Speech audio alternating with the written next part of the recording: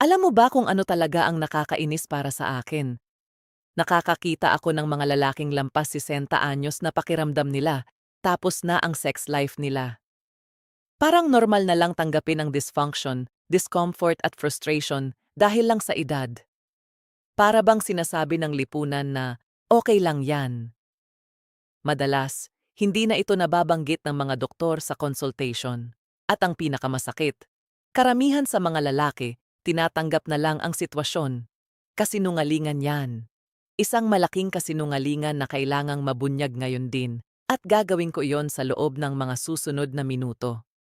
Kung pagod ka na sa panloloko, kung gusto mo ng totoong katotohanan tungkol sa kung ano talaga ang sumisira sa intimate health mo pagkatapos ng 60, nasa tamang lugar ka. Ako si Dr. Maria, isang doktor na mahigit 20 taon nang nakatutok sa kalusugan ng kalalakihan. At simple lang ang misyon ko dito. Magbigay ng tapat at diretsahang impormasyon. Walang paligoy-ligoy, walang false promises. At dahil matalino kang nag-click sa video na ito, isa lang ang hihilingin ko bago tayo magsimula. Kung gusto mong patuloy na makatanggap ng ganitong klasing totoo at prangkang content na bihirang sabihin ng iba, pindutin mo na ang subscribe button at i-like ang video na ito. Bakit? Para siguradong makarating sa'yo ang susunod na video bago pa sa iba at hindi mo mamiss ang mahalagang impormasyon na maaaring tuluyang magbago ng kalidad ng buhay mo. At isa pa, mag-comment ka kung saang lungsod o bansa ka nanonood. Seryoso. Sobrang nakaka-inspire malaman na naaabot ng channel na ito ang iba't ibang panig ng mundo. Mas lalo akong ginaganahan magbahagi ng mga katotohanang madalas itinatago. Ngayon, diretsahan na tayo. Unang pagkakamali at napakakaraniwan pero nakakatakot. Sobrang higpit ng hawak habang nagsasalsal, lalo na pagkatapos ng 60. Natural na bahagyang bumababa ang sensitivity dahil sa pisyolohiya. Ano ang ginagawa ng marami? Hinahigpitan palalo ang hawak sa pag-aakalang mas mararamdaman nila ang pleasure. Ang problema, nagiging vicious cycle ito. Ang sobrang pressure ay nakakasira sa maliliit na blood vessels.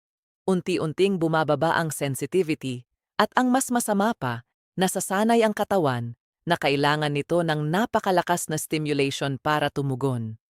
Ang resulta? Kapag kasama na niya ang partner niya, maaring asawa niya ng 30 taon o bagong kadate, hindi na siya tumutugon ng normal. Sanay na ang utak sa sobrang higpit na halos imposible nang maibigay ng ordinaryong pakikipagtalik ang parehong sensasyon. May pasyente ako, si Ramon, 63 anyos, may asawa, na halos mabaliw sa pag-aalala dahil hindi na siya makaraos kapag nakikipagtalik sa kanyang misis. Nang pag-usapan namin ng masinsinan, nalaman ko na matagal na pala siyang gumagamit ng sobrang higpit na paraan kapag nagsasalsal. Nasira ang natural na tugon ng katawan niya. Inabot ng ilang buwan ng re-education at pagbabago ng gawi bago namin unti-unting naibalik ang normal na reaksyon. Ikalawang pagkakamali.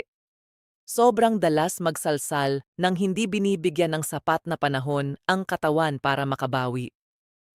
Alam ko, hindi naman basta nawawala ang libido pagdating ng 60. Sa iba nga, tumataas pa. Pero malaki ang kaibahan ng katawan ng 26 anyos kumpara sa 60 anyos pagdating sa hormonal recovery. Sa mas batang lalaki, ilang oras lang pagkatapos mag-ejaculate ay nakakabawi na ang testosterone at iba pang hormones. Paglampas 60, maaaring abutin ito ng ilang araw. Kung araw-araw o mas malala pa, ilang beses sa isang araw kang nagsasalsal, patuloy mong nauubos ang hormonal reserves mo nang hindi sapat ang panahon para mag-replenish. Maaari itong magdulot ng chronic fatigue, biglaang pagbaba ng libido, problema sa ereksyon, at pati pagbabago sa mood at energy. Hindi ko sinasabing itigil mo ng tuluyan. Hindi iyon ang punto. Ang sinasabi ko, maging matalino at stratehiko. Igalang mo ang katawan mo. Kung napapansin mong ilang araw kang pagod matapos magsalsal, humihina ang kalidad ng ereksyon mo, o nawawalan ka ng gana sa ibang bagay, malinaw na nasusobrahan ka na. Ganoon kasimple. Ikatlong pagkakamali, paggamit ng mas extreme na paraan ng pagpapasigla. Delikado ito pero napakahalaga pag-usapan. Habang tumatanda, lalo na paglampas 60, may ilan na napapansin na hindi na sapat ang dati nilang pinapanood o iniisip para ma-excite. Alam ito ng porn industry, kaya patindi ng patindi ang content na inaalok. Mas intense, mas shocking, mas extreme. Gumagana ang utak natin sa novelty at intensity pagdating sa dopamine. Kaya unti-unting nasasanay ang ilan sa mas mabibigat na materyal para lang may maramdaman. Ang malaking problema, nadedesensitize ang utak sa normal at healthy na stimuli. May pasyente akong si Eduardo, nasa kalagitnaan ng 60 ang edad, na matagal nang nanonood ng extreme porn araw-araw. Nang muli siyang makipag-date at subukang makipagtalik sa totoong buhay, hindi na siya ma-excite. Sanay na ang utak niya sa artificial at sobrang intense na imahe, kaya parang walang dating ang realidad. Inabot ng mahigit 1 taon ng pag-iwas sa porn at therapy bago namin unti-unting maibalik ang natural na reaksyon niya. Ito ang brutal na katotohanang madalas hindi sinasabi. Ika-4 na pagkakamali. Paggamit ng masturbasyon bilang palaging takbuhan sa emosyon. Stress, anxiety, lungkot, boredom, bahagi talaga ng buhay ang mga ito, lalo na pagdating ng 60. May retirement, umaalis ang mga anak sa bahay, minsan nawawala ang partner, may mga pagbabago sa katawan. Paminsan-minsan, normal at healthy ang magsalsal para maibsan ang stress. Pero nagiging problema ito kapag iyon na lang ang tanging paraan mo para harapin ang emosyon. Na-stress? Magsalsal. Nababagot? Magsalsal? Nalulungkot? Magsalsal. Kapag naging pattern ito, nagkakaroon ng seryosong psychological dependence na nakakaapekto sa mas mature at healthy na pagharap sa emosyon. Higit pa roon, pinapalalim nito ang lungkot at isolation dahil napapalitan ang tunay na koneksyon sa tao ng paulit-ulit na solo na gawain. Nakita ko ito kay Rodrigo, 60 anyos, 3 taon ng single. Ginawa niyang pangunahing coping mechanism ang masturbasyon para sa pagkawala at kalungkutan. Sa huli, lalo siyang lumayo sa mga kaibigan at pamilya at napunta sa cycle ng guilt at pag-uulit na lalong nakasira sa mental health niya. Hindi ang masturbasyon mismo ang problema, kundi ang paggamit nito bilang saklay na unti-unting sumisira sa buhay niya.